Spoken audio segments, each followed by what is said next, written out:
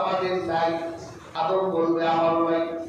চিন্তা করে এই এজলাসের একমাত্র হাকিম হলে আমার আল্লাহ, আর 1,24,000 নবীর উকিল হওয়ার কথা ছিল, ঠিক না? কিন্তু আদম নবী আমাদের বাবা, উনি বলবে আল্লাহর সামনে দাঁড়িয়ে উপলব্ধি করার সাহস আমি আদমের নাই। নূহ বলবে আমার নাই, ইব্রাহিম বলবে আমার নাই, মুসা আমার নাই, ঈসা বলবে আমারও নাই। আজকের এই এজলাসের হাকিম একজন, আজকের এই এজলাসের উকিল একজন, আজকের এজলাসের হাকিম হলেন আল্লাহ, আজকের এজলাসের উকিল হলেন রহমাতুল লিল আলামিন। সুবহানাল্লাহ।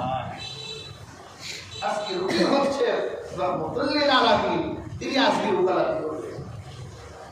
আল্লাহর হাবিব বলেন,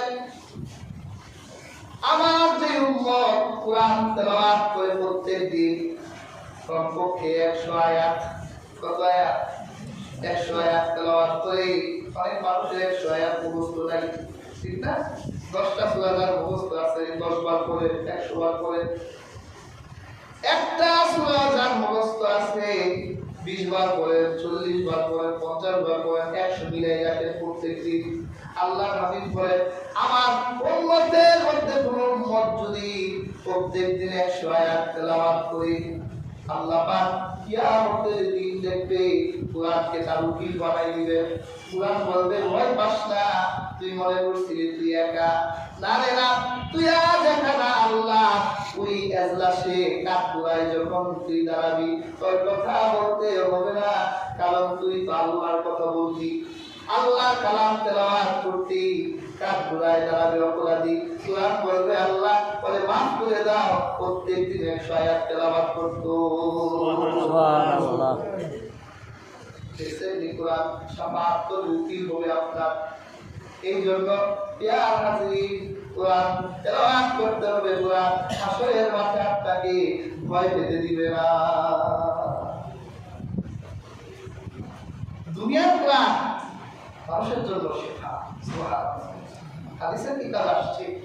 আল্লাহ কোরআনে বলছে, "ওয়ানাজিলু মিনাল কুরআনি মা হুয়া শিফাউল লিন-নাস।"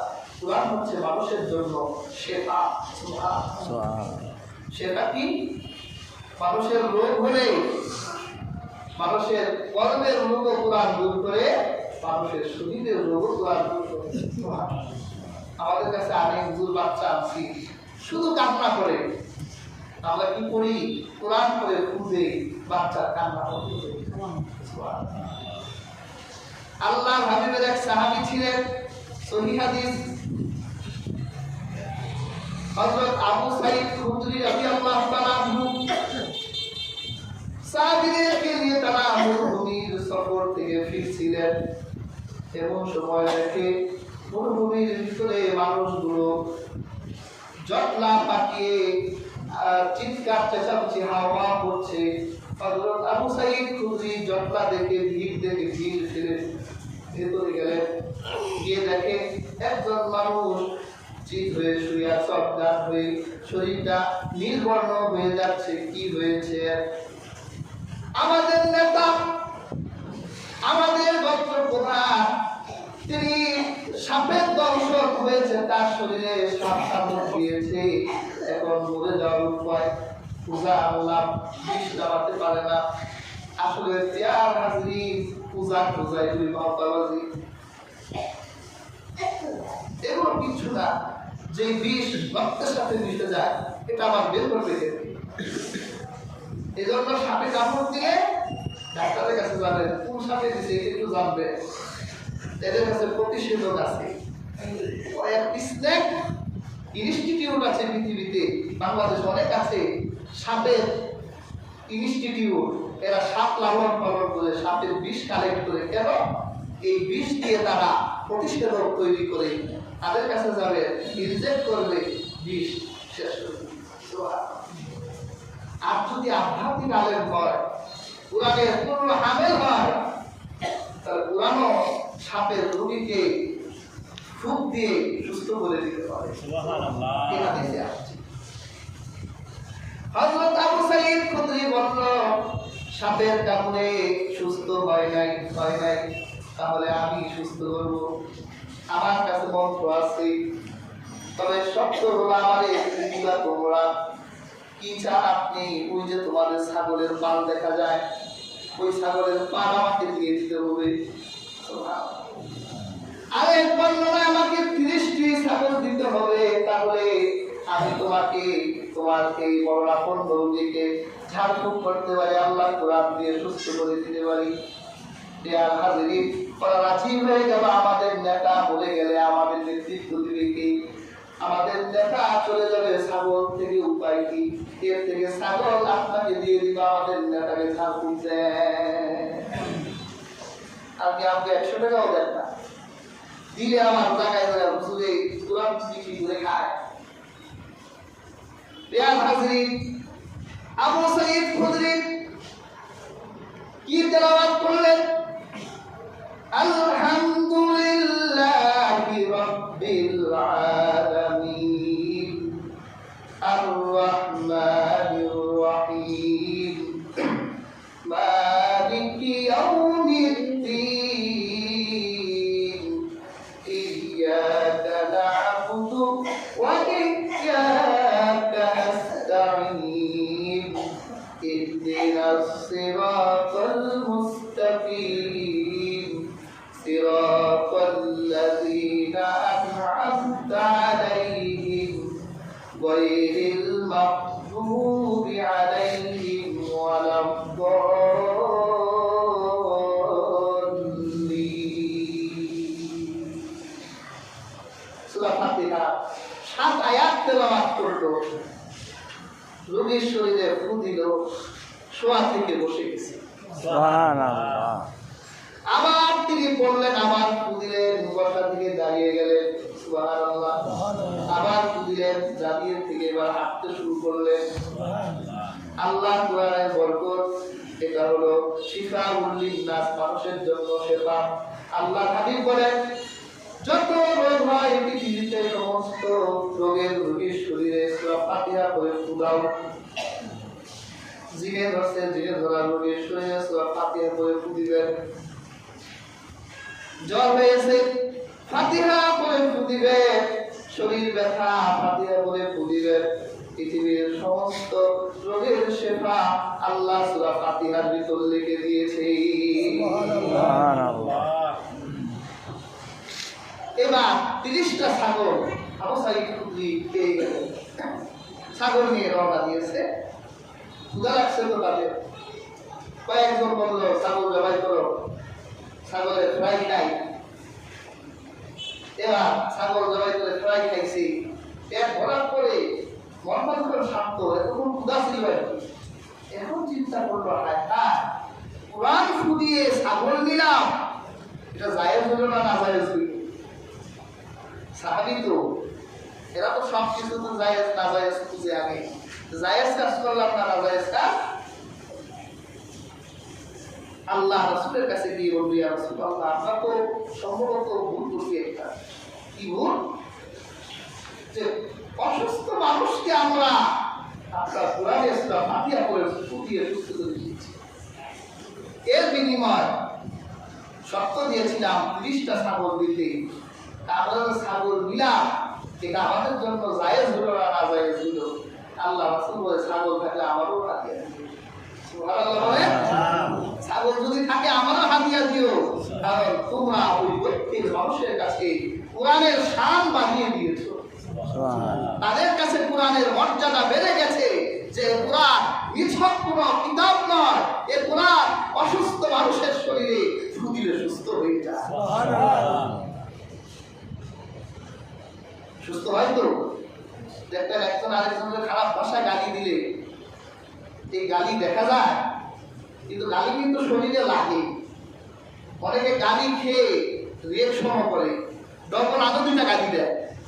তাই এক ব্যক্তি আরেক ব্যক্তিকে খারাপ করলে একজনের শরীরে যদি প্রভাব পড়ে, তাহলে কোরআনের মতো মহা সুবহান কালাম একটা মানুষের শরীরে প্রভাব পড়তে পারে না? এজন্য হাজিরিন, কোরআন শুধুমাত্র আখিরাতের উপকারটা, কোরআন দুনিয়ারও। প্রিয় হাজিরিন, এই জন্য আমাদের কোরআনের সাথে থাকতে হবে। কোরআন যার সাথে, কোরআন যার সাথে তার মর্যাদা আল্লাহর কাছে সবচেয়ে বেশি। আমার পেয়ারা নবীজির একজন সাহাবী ছিলেন হযরত উবাই ইবনে কাব। আমার নবীজির কারি ছিলেন তিনি। এই দেখেন দুনিয়ায় আমাদের অনেক কারি সাহেব আছে। কারি সাহেব অর্থ কি? যিনি কোরআন সুন্দর সুনীল কণ্ঠে তেলাওয়াত করে। আল্লাহর নবী একদিন উবাই ইবনে কাবের কাছে গিয়ে বললেন, উবাই ইবনে কাব, আমি কোরআন পড়বো, তুমি কোরআন শুনো। সুবহানাল্লাহ বলে। কোরআন কে শোনাবে? যার উপর কোরআন নাযিল হয়েছে উনি কোরআন। আল্লাহর হাবিবের কাছে উবাই ইবনে কাব কোরআন শিখে। হযরত উবাই ইবনে কাব বলে, ইয়া রাসূলুল্লাহ, এটা কি বলে? আমরা কোরআন আপনার কাছে শুনি, কোরআন আপনি আমাদেরকে শিক্ষা দেন, আপনি আমাকে কোরআন শোনাবেন কেন? কারণ আল্লাহ পাক বলেছে, ইয়া রাসূলুল্লাহ, সে উবাই ইবনে কাবকে কোরআন পড়ে শোনা।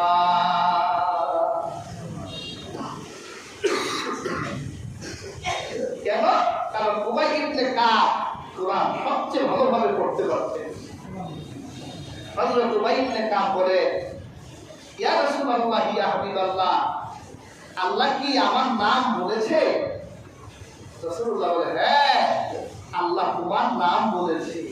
হযরত উবাই ইবনে কাব এই কথাটা শুনে কেঁদে দিলে, আল্লাহ আমার মতো উবাইয়ের নাম আল্লাহ বললো? সুবহানাল্লাহ। কেন বললো? কোরআনের জন্য বলছে। তাহলে হাজিরিন, আমার রাসূলের যত মুজিজা আছে, আমার নবীজির হাজার হাজার মুজিজা, আমার রাসূলের সবচেয়ে বড় মুজিজা হচ্ছে কোরআন। দুনিয়া সমস্ত নবীর মুজিজা শেষ হয়ে গেছে। মুসা নবীর লাঠি নাই, মুসা নবী বগল থেকে মুজিজা দেখাতে পৃথিবীতে নাই। পৃথিবীর সমস্ত নবীর মুজিজা, ওই নবীও শেষ, মুজিজাও শেষ, কিন্তু আমার রাসূলের একটা মুজিজা আল্লাহ এই উম্মতের জন্য কিয়ামত পর্যন্ত রেখে দিয়েছে। সেই মুজিজার নাম হচ্ছে কোরআন। কোরআন এটা কোনদিন ভুলান হবে না। কোরআন যে ইখলাসের সাথে কোরআন নিয়ে বসবে, কোরআন তার হেদায়েতের কারণ হয়ে যাবে। এই কোরআনের শত্রু সংখ্যা পৃথিবীতে বাবা কম না, হাজার হাজারের শত্রু পৃথিবীতে কোরআনের ভুল বের করতে চায়, কোরআন নিয়ে কোরআনের বিরুদ্ধাচরণ করে বিভিন্ন ভিডিও দেয়। তবে খুশির সংবাদ হলো, এরকম হাজারো কোরআন বিদ্বেষী কাফের মুরতাদকে এই কোরআন হেদায়েত দিয়েছে। কোরআনের বিপক্ষে বলবে, কোরআন নিয়ে বসেছে, কোরআনে কি লেখা আছে এটা জেনে কোরআনের বিপক্ষে মানুষকে বলবো। কোরআন নিয়ে রাতের বেলা বসেছে, সকালবেলা কোরআন তাকে হেদায়েত দিয়েছে। সুবহানাল্লাহ। এরকম এক ব্যক্তির কথা বলি। বর্তমান কানাডার টরেন্টো বিশ্ববিদ্যালয়, এই পৃথিবীতে বিশ্ববিদ্যালয়ের র্যাঙ্কিং যদি করা হয় যে পৃথিবীতে সবচেয়ে ভালো বিশ্ববিদ্যালয়গুলো কোনগুলো, সারা পৃথিবী থেকে যারা এই বিশ্ববিদ্যালয়গুলোতে পড়তে যায়, এর মধ্যে কানাডার টরেন্টো বিশ্ববিদ্যালয় হচ্ছে পৃথিবীর সবচেয়ে নামকরা একটা বিশ্ববিদ্যালয়। এই বিশ্ববিদ্যালয়ের একজন প্রফেসর খ্রিস্টান, তার নাম হচ্ছে গ্যারি মিলার। তিনি একজন গণিত শাস্ত্রবিদ, বিজ্ঞানী ছিলেন আর বাইবেলের পণ্ডিত ছিলেন।